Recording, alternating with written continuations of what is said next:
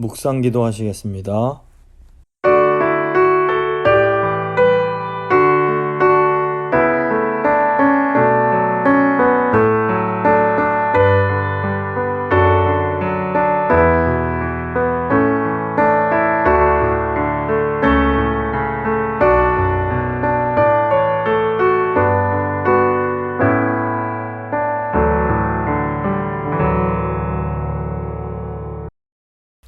사도신경 고백합니다. 나는 전능하신 아버지 하나님, 천지의 창조주를 믿습니다. 나는 그의 유일하신 아들 우리 주 예수 그리스도를 믿습니다.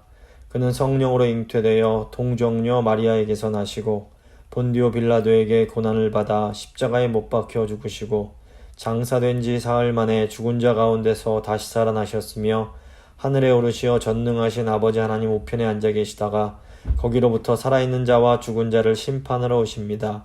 나는 성령을 믿으며 거룩한 공교회와 성도의 교제와 죄를 용서받는 것과 몸의 부활과 영생을 믿습니다. 아멘. 찬송가 85장입니다. 찬송가 85장 찬양하십니다.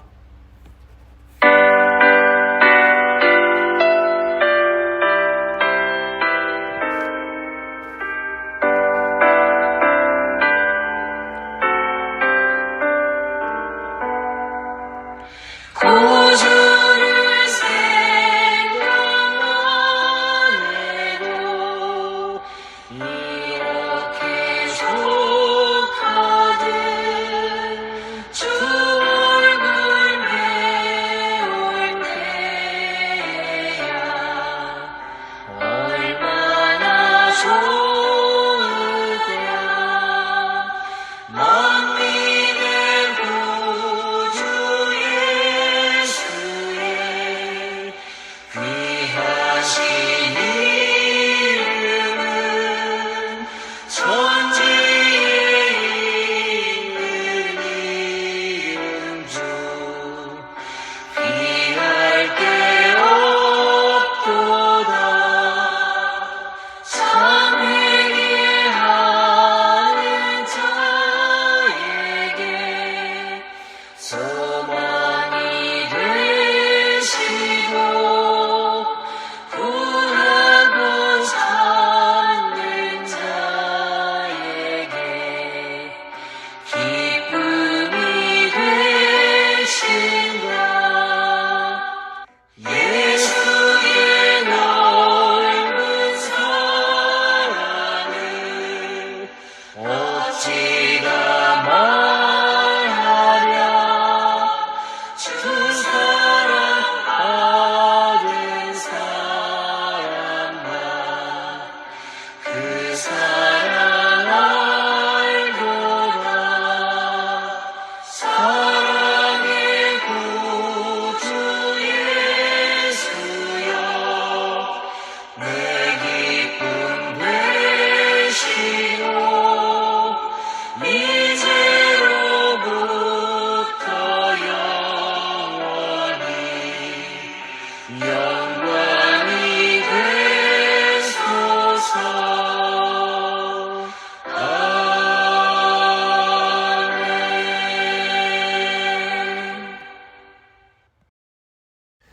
기도하십니다. 살아계신 하나님, 오늘도 이 3일을 맞아서 하나님의 말씀을 통하여 하나님의 크심을 다시 한번 깨달을 수 있는 이 기회 주심에 감사드립니다. 오늘 하나님께서 욥에게 하시는 말씀을 통해서 하나님이 얼마나 크신 분인지, 저희가 얼마나 유한하고 제한된 존재인지를 다시 한번 깨닫게 해주시기를 간절히 간구합니다.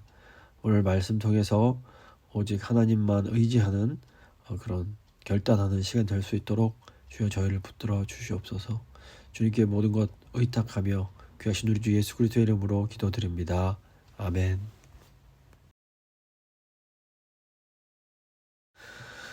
오늘 주신 하나님 말씀은 욥기 38장 16절부터 18절까지 말씀입니다. 욥기 38장 16절로 18절 말씀 제가 봉독해 드립니다. 내가 바다의 샘에 들어갔었느냐? 깊은 물 밑으로 걸어다녀 보았느냐? 사망의 문이 내게 나타났느냐? 사망의 그늘진 문을 내가 보았느냐? 땅의 너비를 내가 측량할 수 있느냐? 내가 그 모든 것들을 다 알거든 말할지니라. 아멘. 오늘은 욥기 34강, 욥기 38장 16절부터 38절까지 말씀 함께 나누고 기도하도록 하겠습니다. 욥기 38장부터 41장까지는 이제 하나님께서 직접 욥에게 나타나셔서 말씀해 주시는 내용입니다. 말씀을 시작하신 하나님은 욥에게 창조 질서에 관한 아주 중요한 것을 알려주십니다. 하나님께서 창조하신 우주는 궁극적으로 아주 선하고 아름답습니다. 비록 세상에 악의 자리가 있고 악이 존재하고 있지만 악은 하나님 앞에서는 마치 아무 힘없는 어린 아이처럼 어떻게 하나님한테 대항할 수 있는 존재가 아닌 겁니다. 하나님께서 악을 통제하고 계십니다. 그리고 악은 결국에는 멸망이 예정되어 있습니다. 지금은 하나님의 어떤 뜻 가운데 이 악이 하나님께서 지으신 선한 세계의 일부로서 존재하지만 궁극적으로는 이 악마저도 하나님의 영광을 드러내게 될 것입니다. 그러니까 하나님께서 알려주신 이런 우주의 그림은 욥과 욥의 친구들이 생각했던 그런 세상보다 훨씬 더 깊고 풍성합니다. 그러니까 욥에게 질문하시는 하나님을 통해서 우리는 하나님께서 창조하신 이 세상이 우리 생각보다 훨씬 더 깊고 넓은 그런 차원이 있다는 것을 이제 깨닫게 됩니다. 창세기 2장을 보시면 이 에덴 동산 중앙에 선악을 알게 하는 나무와 생명나무가 있습니다. 이것은 이 생명과 선악을 판단하는 이 진리, 이 두 가지가 전적인 하나님의 영역임을 의미합니다. 그러니까 모세의 오경에서 이 중앙의 자리, 가운데 자리는 언제나 하나님의 영역을 상징합니다. 이 성막을 보셔도 항상 성막이 머물 때에는 이스라엘 진영의 한 중앙에 위치했습니다. 그래서 이 중앙의 자리, 하나님의 영역에 들어오려고 하는 것은 하나님의 영역을 침범하는 것이고 하나님처럼 되고자 하는 것을 의미했습니다. 그래서 이 중앙의 자리를 함부로 침범하는 사람은 반드시 죽임을 당할 수밖에 없었습니다. 그래서 하나님께서는 이 첫 인류 아담에게 선과 악을 알게 하는 나무의 그 열매는 먹지 말라고 명령을 하십니다. 이것은 이 선악을 판단하는 것이 오직 하나님께 속한 영역이며 인간이 이 하나님의 고유의 영역을 침범하려고 하면 죽을 수밖에 없기 때문이었습니다. 그런데 이제 첫사람인 아담과 하와가 선악을 알게 하는 나무의 열매를 먹음으로 이제 범죄를 하게 됩니다. 그리고 그 이후로 인간의 역사는 계속해서 이 인간이 하나님의 영역을 침범하려고 도전하다가 죽임을 당하고 심판당하는 그런 역사였다고 볼 수 있습니다. 비유를 하자면 마치 높은 낭떠러지에 이 위험한 곳이 있어서 그곳에 이제 울타리를 치고 여기 넘어가면 위험하다, 죽는다 경고장을 써 붙여놨는데 이 사람이 그 경고를 무시하고 후퇴하고 그 울타리를 넘어가려고 애쓰다가 떨어져서 죽는 것과 비슷합니다. 하나님께서 하지 말라고, 우리를 보호해 주시기 위해서 하지 말라고 명령하셨는데 그걸 구태여 자꾸 넘어가려고 하는 겁니다.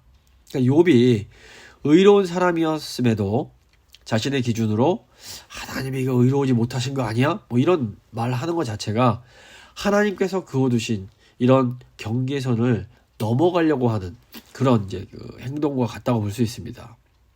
하나님께서는 욥에게 여러 가지 질문을 통해서 욥의 이런 태도가 얼마나 어리석고 위험하고 교만한 태도인지를 이제 깨닫게 해주십니다.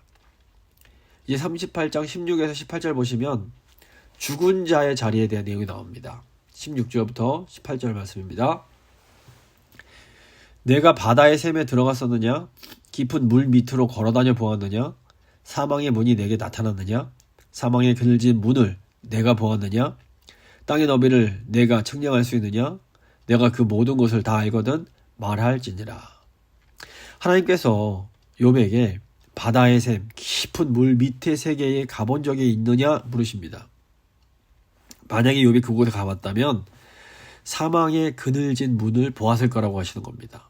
그래서 사망의 그늘진 문은 스올의 입구를 말합니다. 스올은 구약에서 죽은 자들의 자리입니다.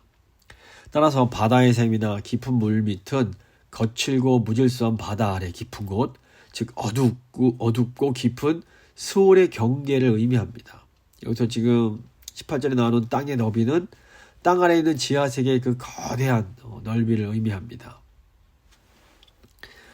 스울은 어떤 인간도 갔다가 돌아올 수 없는 죽은 자의 세계입니다.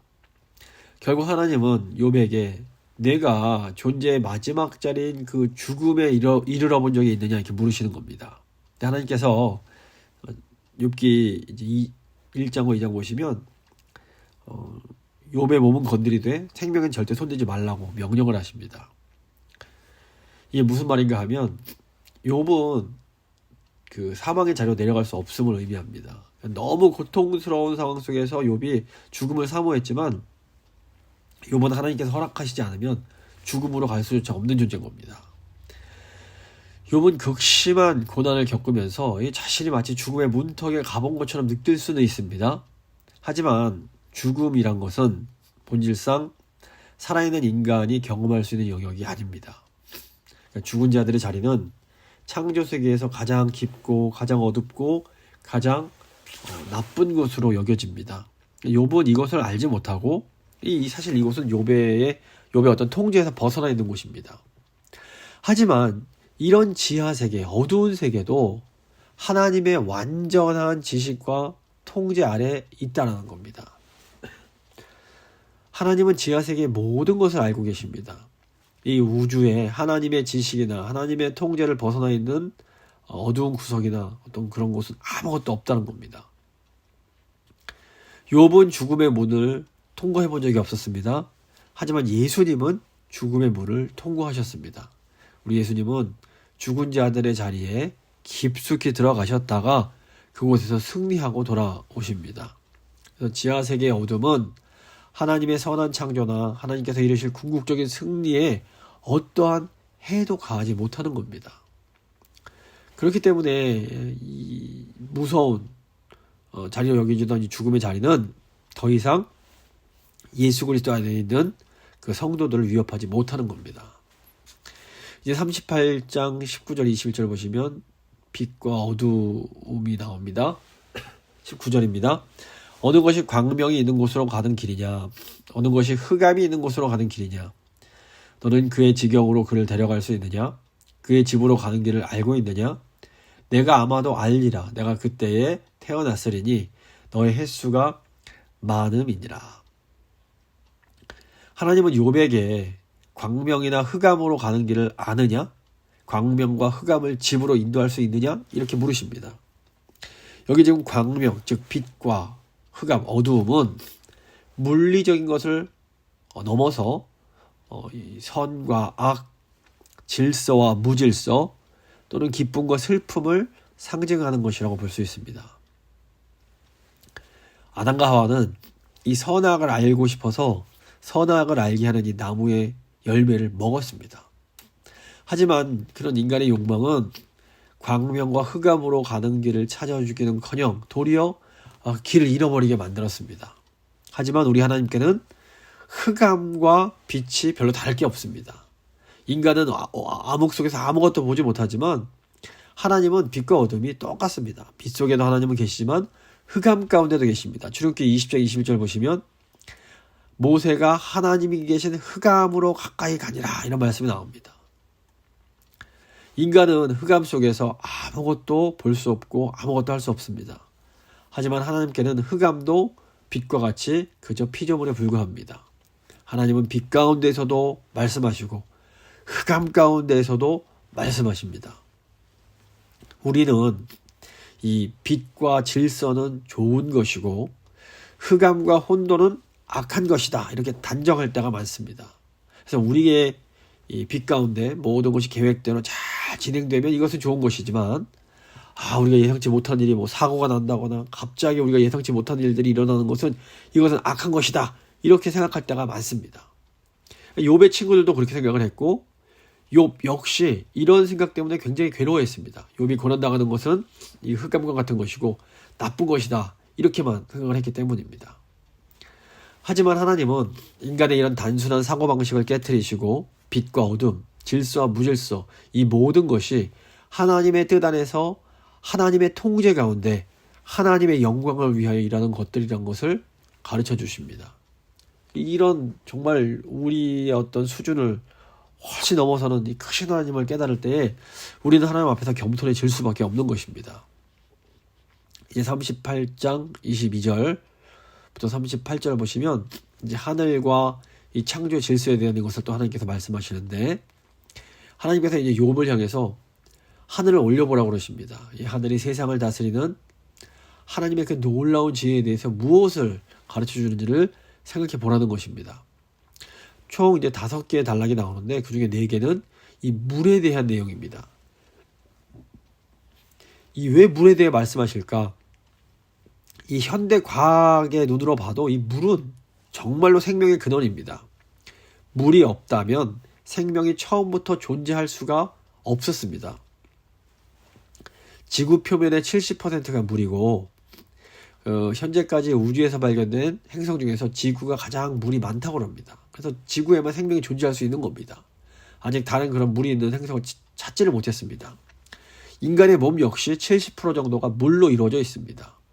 이 물이 정말 신비한 존재인데 하나님께서 이 물을 가지고 이제 욥에게 질문을 하시는 겁니다.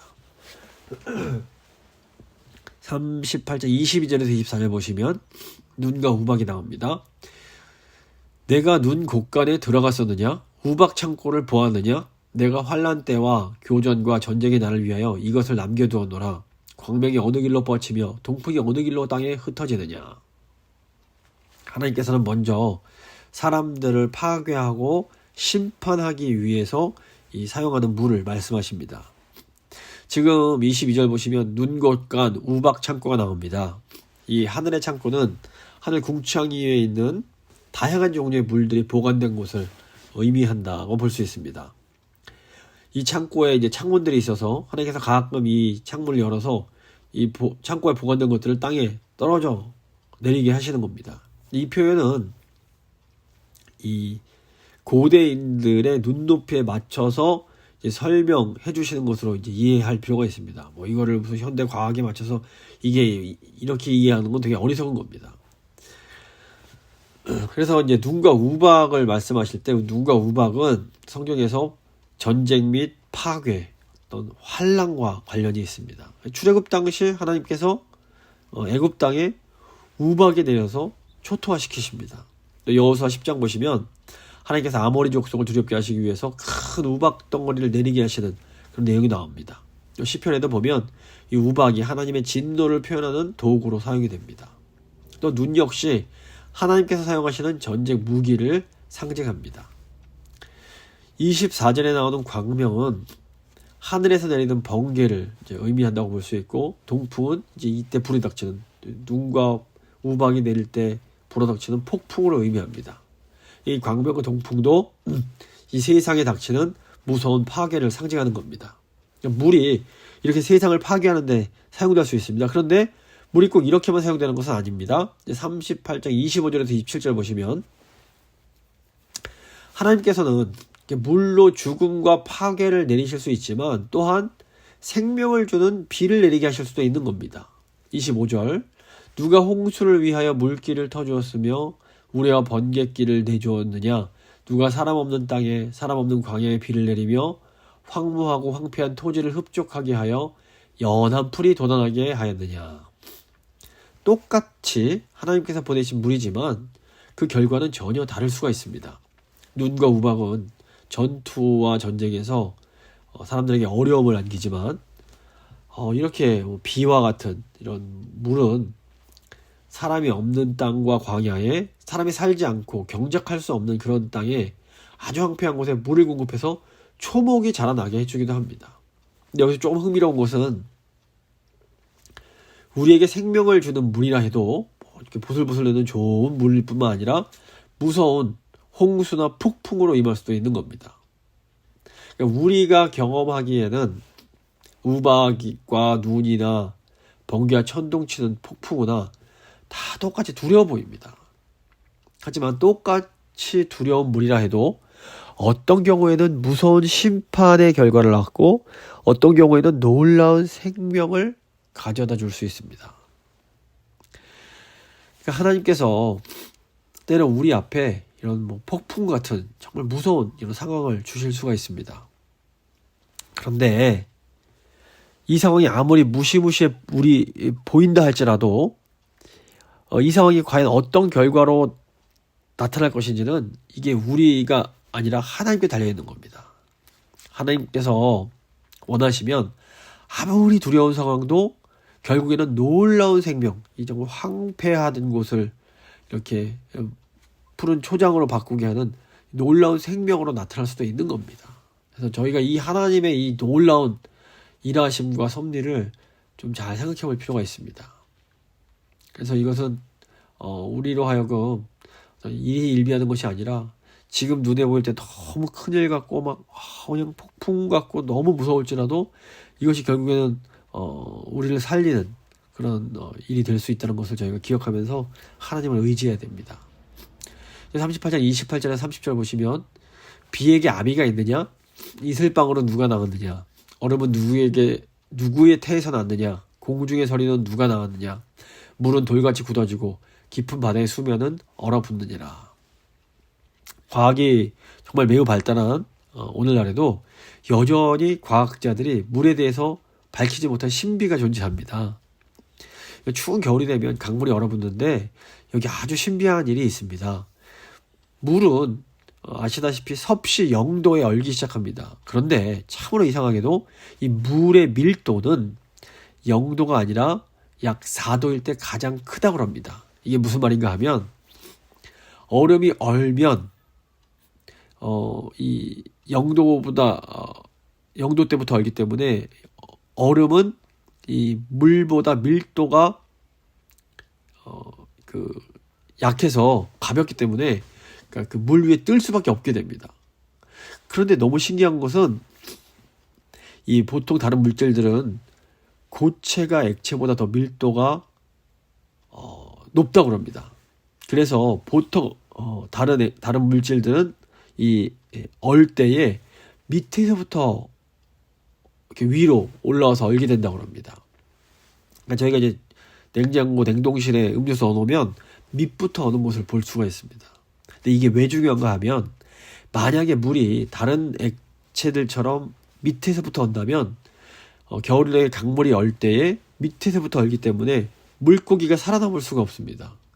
근데 하나님께서는 이상하게 이 얼음은 물보다 가볍게 하셔서 얼음이 물 위에 뜨게 하셨습니다. 그래서 한겨울에도 이 얼음 밑에서는 이 생물들이 자랄 수 있게, 그러니까 물고기들이 살아남을 수 있게 이렇게 만드신 겁니다. 이 과학자들이 물이 4도에서 가장 밀도가 높아진다는 것은 측정해서 알고 있습니다. 하지만 도대체 왜 이렇게 되는지는 알 수가 없는 겁니다. 이게 하나님께서 이렇게 만드신 겁니다. 하나님께서 이 욥에게 이제 이 물의 변화에 대해서 말씀하시면서 도대체 이것에 대해서 무엇을 배울 수 있는지 한번 잘 생각해 보라고 하십니다. 우리는 비, 이슬, 얼음, 서리, 깊은 바다의 어떤 수면에 얼어붙은 그런 물들을 보면서 그 차이를 생각합니다.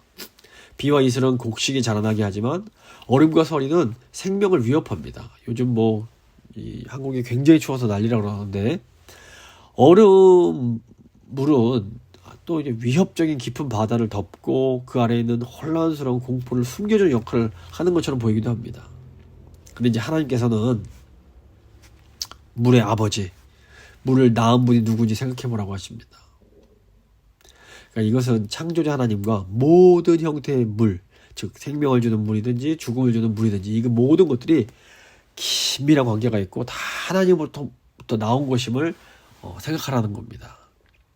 그러니까 우리가 생명을 주는 비를 경험할 때에 하나님으로부터 죽음의 그 얼음과 서리도 온다는 것을 기억할 필요가 있습니다.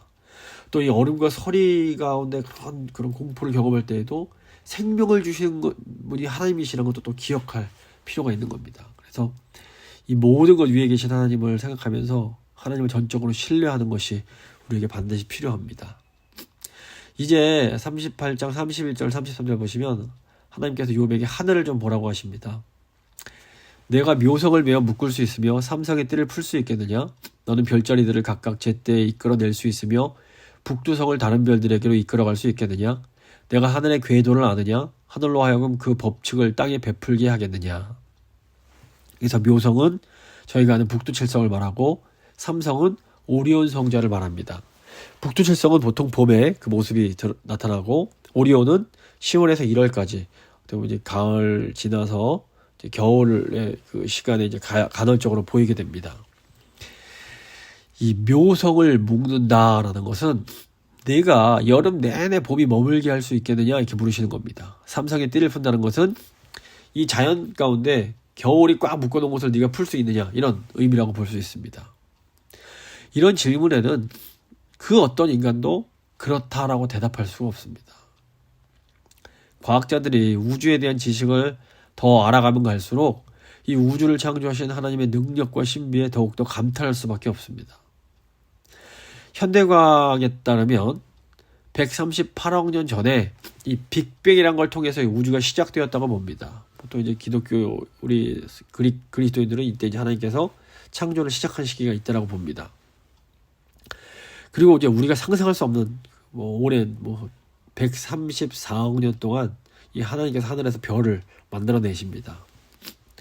이 우주의 광대함을 깨달아 갈수록 우리는 하나님의 놀라운 창조 능력 앞에서 소위 압도를 당할 수밖에 없습니다. 감히 입을 열어 하나님에 대해서 왈가왈부한다는 것이 얼마나 우스운 것인지 깨닫게 됩니다. 우리는 정말 하나님 앞에서 먼지와 티끌에 불과합니다. 티끌보다 사실은 더 작습니다. 그런데 놀라운 것은 이런 우리를 하나님께서 사랑하셔서 하나님의 아들을 보내주셨다라는 겁니다. 하나님이 직접 인간이 되어 우리에게 오신 겁니다. 이게 정말 놀라운 것인데 우주가 얼마나 큰지를 생각할 때 이 성육신의 이 은혜가 얼마나 엄청난 것인지를 또 더 크게 깨닫게 됩니다. 이제 34절부터 38절 보시면 생명을 주는 물에 대한 말씀을 다시 하십니다. 내가 목소리를 구름에까지 높여 넘치는 물이 내게 덮이게 하겠느냐?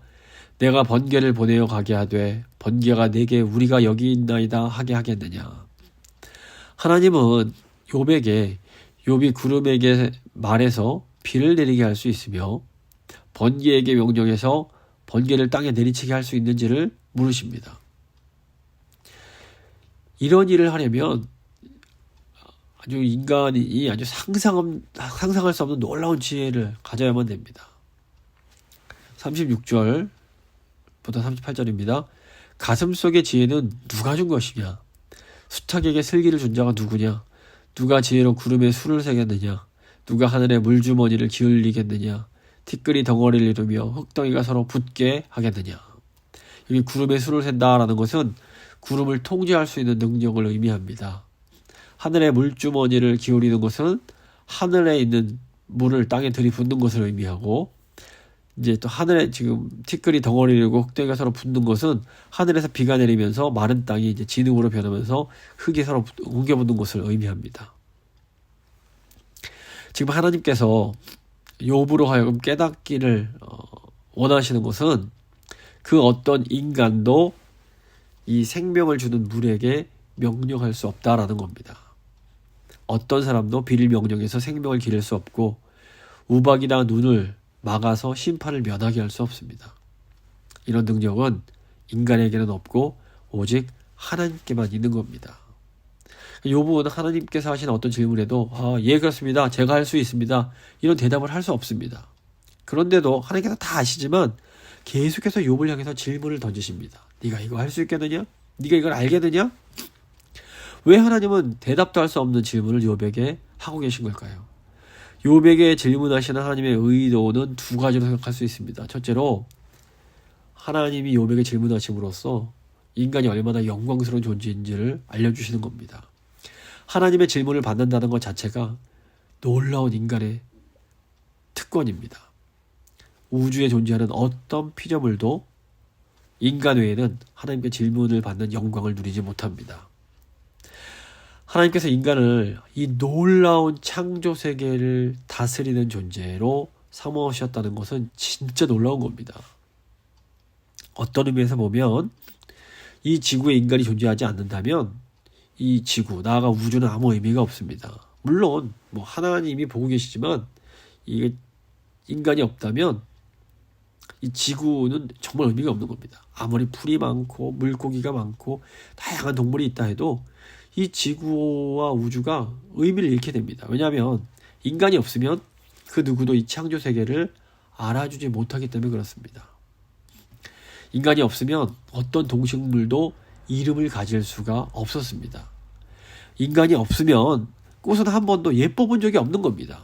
꽃이 예쁘려면 인간이 꽃을 보고 야, 꽃 하나 참 이쁘다 말해줘야 그 꽃이 예쁜 것이 되는 거기 때문입니다. 이것이 창세기 이제 2장에서 말하는 하나님께서 인간으로 하여금 이름을 짓게 하신 그런 거의 의미입니다. 그래서 하나님께서 이런 질문을 하실 수 있는 하나님의 형상인 인간이 없다라는 것은 우주가 아무리 뭐 대광대하고 화려해 보여도 그 생명이 없는 우주는 아무런 의미가 없는 우주라고 할 수 있습니다. 그래서 하나님의 질문을 통해서 인간이 얼마나 고귀한 존재인지, 고통 가운데 있는 욥을 향해서 그럼에도 불구하고 욥이 얼마나 존귀한 존재인지를 알려주시는 겁니다. 또 둘째로 하나님은 이 질문을 통해서 욥이 하나님의 주권을 깊이 생각하게 하십니다. 하나님은 욥을 향해서 욥, 너는 이거 모르지만 나는 다 알고 있어, 이런 식으로 말씀하실 수도 있었습니다. 그런데 하나님은 그런 방법이 아니라 질문을 통해서 욥으로 하여금 하나님의 그 크심, 하나님의 그 지혜, 하나님의 그 주권을 더 깊이 생각할 수 있게 이제 해주시는 겁니다. 말씀을 좀 마무리 지어보도록 하겠습니다. 하나님은 하늘과 물에 대한 질문을 통해서 선과 악에 대한 인간의 사고가 얼마나 단순하고 제한적인지를 깨닫게 해주십니다. 사실 인간이 생각하는 선과 악이라는 기준은 지극히 상대적일 수밖에 없습니다. 나에게 선한 것이 이웃에게는 악한 것일 수 있고 이웃에게 좋은 것이 나에게는 나쁜 것일 수 있습니다. 국가적으로도 미국에 좋은 것이 중국에게 나쁜 것이고 그 반대도 마찬가지가 될 수 있는 겁니다.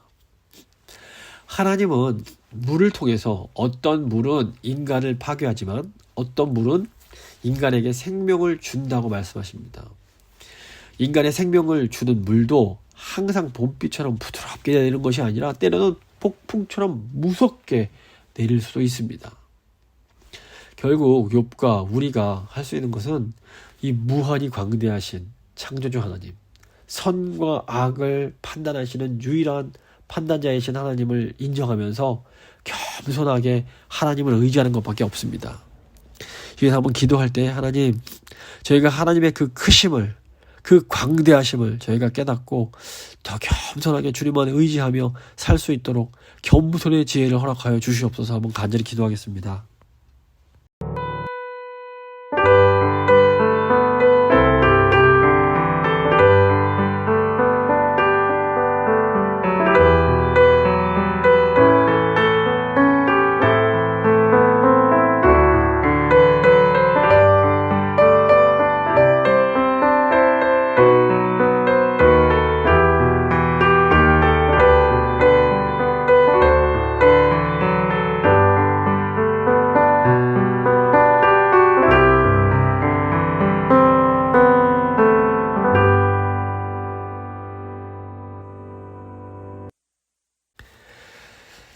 살아계신 광대하신 하나님 감사합니다. 오늘 욥기 말씀을 통해서 하나님이 얼마나 크신 분이고 얼마나 놀라운 지혜를 갖고 계신 분이신지 다시 한번 깨닫게 하신 것 감사드립니다.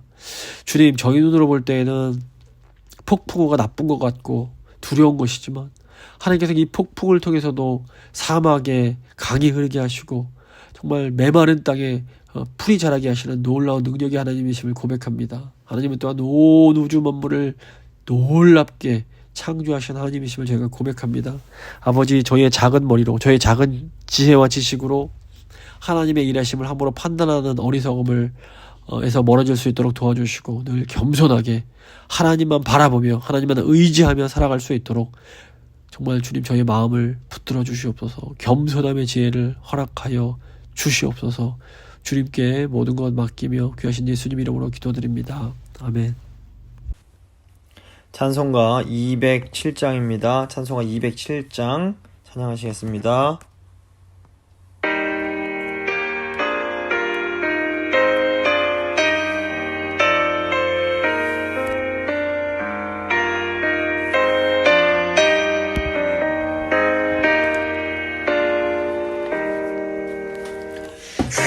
귀하신 주님 계신 곳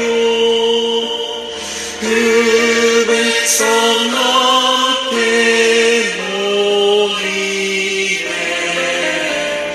다 함께 주를 만나니 그곳은 거룩하도다 겸손한 사람 마음에 주 항상 같이 계셔서 외로움 없게 하시고 천국에 인도하시네 선하신 목자 우리 주 사랑이 풍성하도다 우리가 기다리오니 위로의 접시옵소서 그 거룩하신 주 앞에 간절히 기도드리니 어둠은 즉시 밝아져 그 영광 보게 하소서